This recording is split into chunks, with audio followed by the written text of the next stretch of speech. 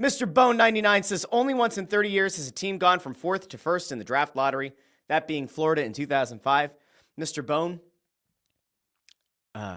this could be the second time in 30 years or in 31 years. I don't know exactly how many drafts, but many drafts. It is a highly unlikely situation that the Flyers are going to jump to number 1. And listen, the percentages, we can get to them in a little bit. Your percentage likelihood of moving down in the draft is higher than moving up. It's actually pretty simple math. There are graphs and such to kind of explain to you and show you why.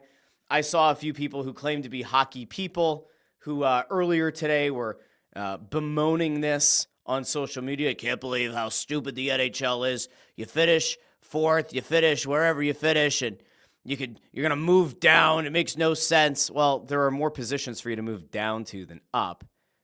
In fairness, you can only move down 2 slots, but I'll pull it up here just to give you an idea, because there was somebody who dropped this over. Let's see, we have this over on Tankathon.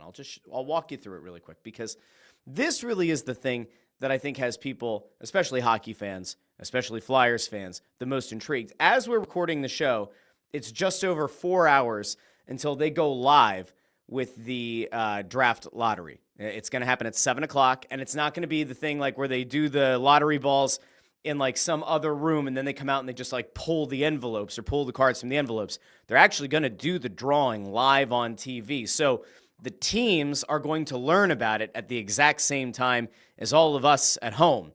Reminder, if you're on YouTube TV, you hit the up thing to where the bar is. There's the 3 dots. Hit that. You go over to the delay and change it from default to decreased.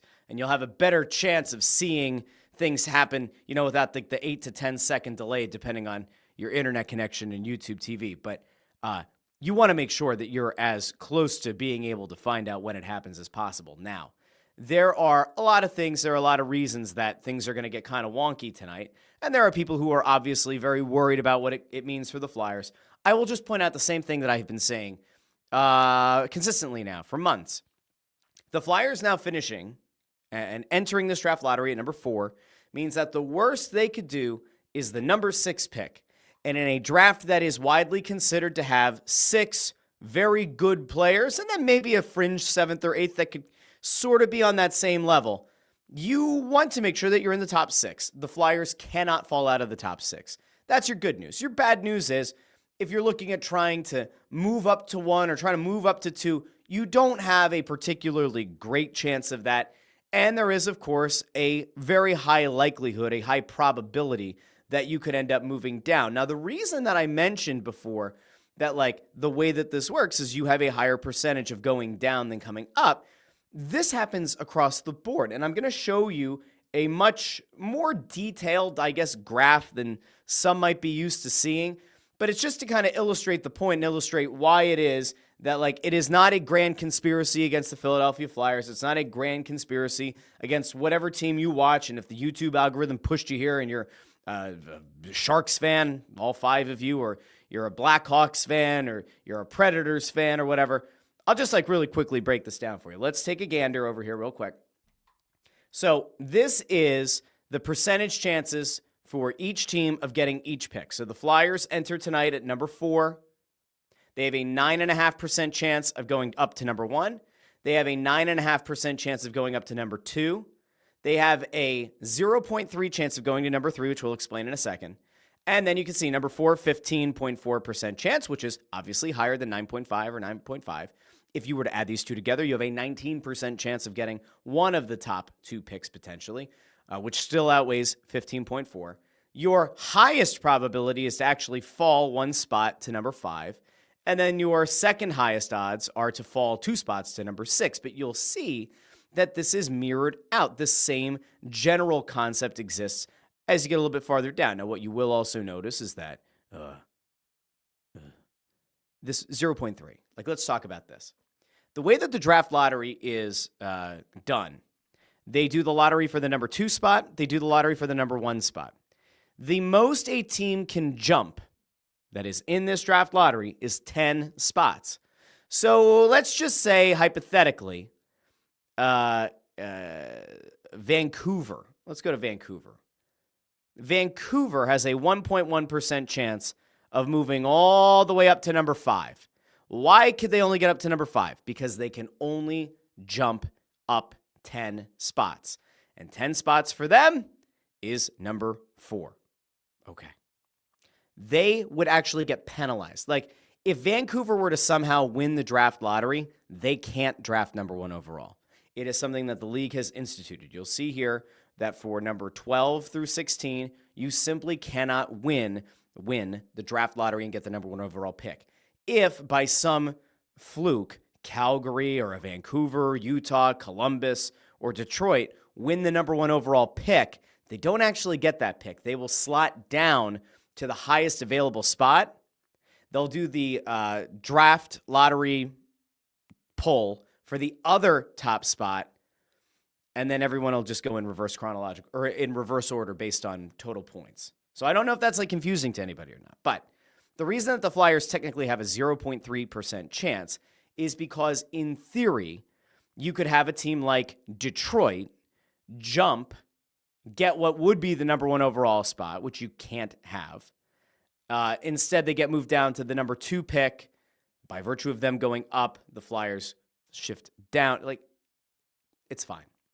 Very, very unlikely the Flyers are going to land in that number 3 spot. It simply will not happen. So feel good about that, my friends. Number 3 ain't happening. Now, 9.5% chance of that number 1 overall spot. That's probably Schaefer, who actually does have the potential, right, to be a number 1 defenseman, a legit 1D. Now, I've seen a lot of people getting incensed, and I'll see if I can pull it up from Twitter a little bit earlier. I'm going to give you the breakdown of like what I think this means by the hockey gods. But the number 1 spot, if you get it and you're the Flyers, you really do have to consider taking Schaefer. Now, I understand that a lot of people are going to say, hey, they need a center, they need a 1C, and you're not wrong. You're actually right.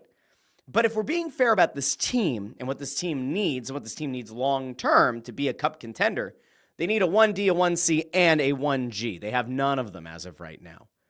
You could make the case that they have a semi-competent blue line if you really want to go that far, but they have no one. There is not a single soul right now at the NHL level or in the system that projects to be a number 1D. If you're holding out hope that Oliver Bonk is that guy, he is not. At least that is not how he is viewed internally. Travis Sanheim could be a number 1 pair defenseman. He's not a true dominant 1D, nor does he really seem to have the upside to get there. Certainly Igor Zamula does not have that. Emil Andre does not have that. Ideally, Jamie Drysdale could develop into being a guy who, if he's not a top pair defenseman, is a second pair defenseman who is the QB on the top power play unit, and there's still a lot of value in that, but you don't really have a guy who has 1D potential.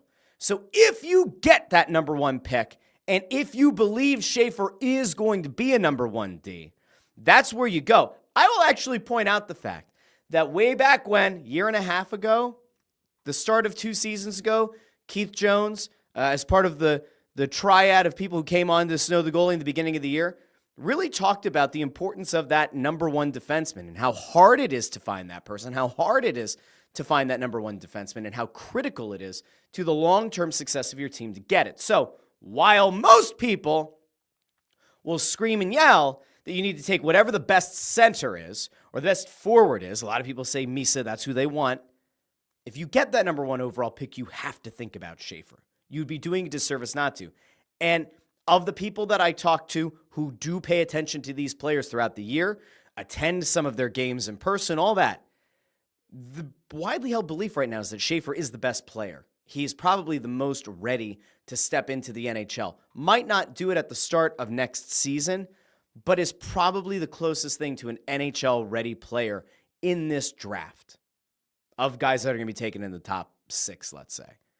Now, if that doesn't happen, you're looking at, can the Flyers get up to number 2? And if so, then they get their selection, or they get their choice of forwards, of which there are many. And if we want to go over to some of the prospect rankings that they have here, and I believe that this is built up off of a few models, but it also includes some of the input of top prognosticators.